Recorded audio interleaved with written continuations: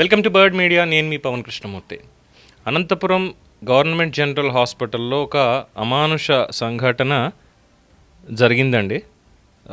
అదేంటనేది ఒక్కసారి ఈ వీడియోలో చూద్దాం.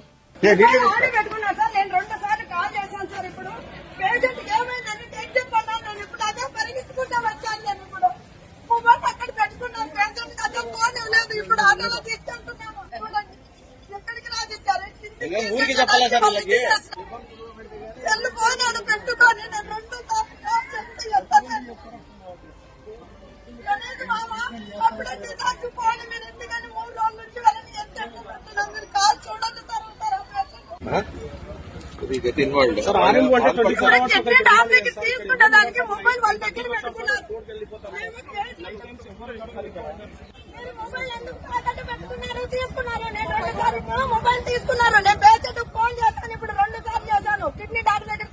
మొబైల్ ఇస్తే వీల్ చైర్ ఇస్తారని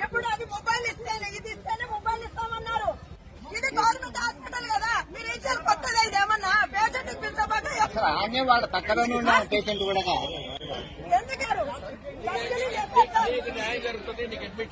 చూసారుగా, ఒక కిడ్నీ సమస్యతో చికిత్స పొందుతున్న ఒక బాధితుడి కోసం కుటుంబ సభ్యులు వీల్ చైర్ అడిగితే అక్కడ సిబ్బంది మొబైల్ తాకట్టు పెట్టాలని డిమాండ్. అంటే డబ్బులు అడిగారు, డబ్బులు లేకపోతే ఆఖరికి మొబైల్ అయినా సరే తాకట్టు పెట్టాలి అని చెప్పని డిమాండ్ చేశారు. డబ్బులు లేకపోతే ప్రభుత్వ ఆసుపత్రికి వచ్చేది పేదవాళ్ళు, వాళ్ళని కూడా వదలని సిబ్బంది అంటూ కూడా బయటకు వార్త.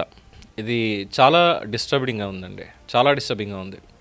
మంత్రి సత్యకుమార్ గారు అలాగే చంద్రబాబు నాయుడు గారు దీని మీద చర్యలు తీసుకోవాలి ఖచ్చితంగా. కూటమి ప్రభుత్వం చాలా గొప్పగా చెప్తోంది, చాలా వరకు అభివృద్ధి చేస్తున్నాం. ఎస్, కంటికి కూడా కనిపిస్తోంది, fine, we are with you in that point. But వీటి విషయంలో కూడా చాలా అప్రమత్తత ఉండాలి కదా. అంటే ఇక్కడ ఇది తప్పు ఎవరిది అనుకోవాలి? ఒక పక్కన ముఖ్యమంత్రి గారు లేదంటే సత్యకుమార్ గారు ప్రతి ఒక్కళ్ళు కూడా దీనికి సంబంధించి చెప్తున్నారు, ఎక్కడికక్కడ ప్రతి ఒక్కటి కూడా పద్ధతిగా జరగాలి అని, ఎవరి దగ్గర నుంచి కంప్లైంట్ అనేది ఉండకూడదు, అందరికీ అన్ని సౌకర్యాలు అందాలి అని చెప్పి చెప్తున్నారు. ముఖ్యంగా వైద్య రంగానికి సంబంధించి అన్ని చర్యలు చేపడుతున్నట్టు మంత్రి గారు కూడా ఎప్పటికప్పుడు మీటింగ్లు పెట్టడం చెప్పడం ఇదంతా అవుతోంది. సో ఇప్పుడు ఇక్కడ మంత్రి గారు తప్పనాలా లేదు సిబ్బంది తప్పనాలా? డెఫినెట్గా డబ్బులు అడిగారు అంటే ముందుగా ఇది హాస్పిటల్కి ముందు పరిమితం చేద్దాం, దాని తర్వాత పైన అధికారులు వీళ్ళ దాకా వద్దాం. ముందుగా హాస్పిటల్లో ఉన్నటువంటి సిబ్బంది, ఆసుపత్రి సూపరింటెండెంట్ మొత్తం అంతా కూడా ఆయన కన్సర్న్లోనే ఉంటుంది కదా. మరి అక్కడ సిబ్బంది ఏం చేస్తున్నారో అనేది ఆయనకి తెలియదా? చర్యలు తీసుకోవాల్సింది ఆయన కదా. సో ఇప్పుడు వెళ్ళి అక్కడ సూపరింటెండెంట్ గారికి మిగతా వాళ్ళకి కూడా జరిగినటువంటిది ఎక్స్ప్లెయిన్ చేశారు. ఇప్పుడు ఎటువంటి చర్యలు తీసుకుంటారు? ఇది మాట్లాడితేనేమో ఇటు గవర్నమెంట్కి వ్యతిరేకంగా అన్నట్టుగా ఒక ఫీలర్ వచ్చేస్తుంది వెంటనే. అంటే బయట ప్రమోట్ చేసే వాళ్ళు ఉంటారు కాబట్టి మన మాటని మంచి జరగాలి, తప్పులు జరుగుతున్న చోట పొరపాట్లు జరుగుతున్నాయి, ఇవన్నీ కూడా సరిదిద్దుకోండి అని సద్విమర్శ చేస్తూ ఉంటే దీన్ని తీసుకెళ్ళి యాంటీగా మాట్లాడుతున్నాడు పవన్ ప్రభుత్వానికి అని చెప్పి మోసేవాళ్ళు చాలామంది ఉంటారు. అలాగే దాన్ని అలాగే సబ్జెక్ట్ని తీసుకెళ్లే వాళ్ళు కొంతమంది ఉంటారు.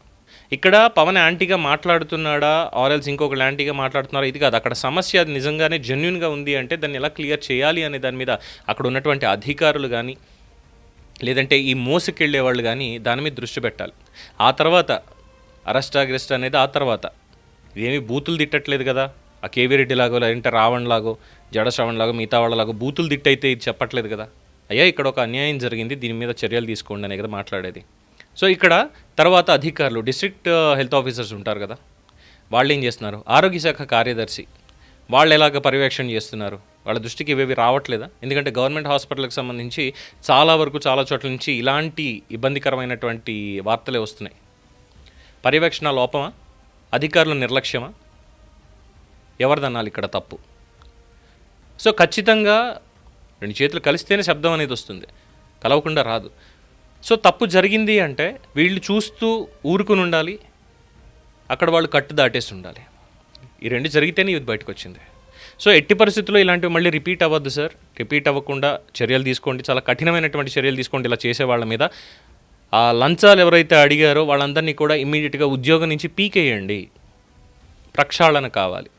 ఆ ప్రక్షాళన జరగనంతసేపు కూడా ఎప్పుడు మనం ఇలాగే ఉంటాం తప్ప ఇంకా ముందడుగు అనేది పడదు, ముందుకు వెళ్ళడం అనేది ఉండదు. సో దయచేసి చర్యలు తీసుకోవాల్సిందిగా మనవి. దీని మీద మీ అభిప్రాయం తెలియచేయండి. చూస్తూనే ఉండండి ది బర్డ్ మీడియా. ఈ వీడియో మీకు నచ్చినట్లయితే లైక్ చేయండి, షేర్ చేయండి, సబ్స్క్రైబ్ చేయండి. మరిన్ని అప్డేట్ల కోసం మా వాట్సాప్ ఛానల్ను ఫాలో చేయండి.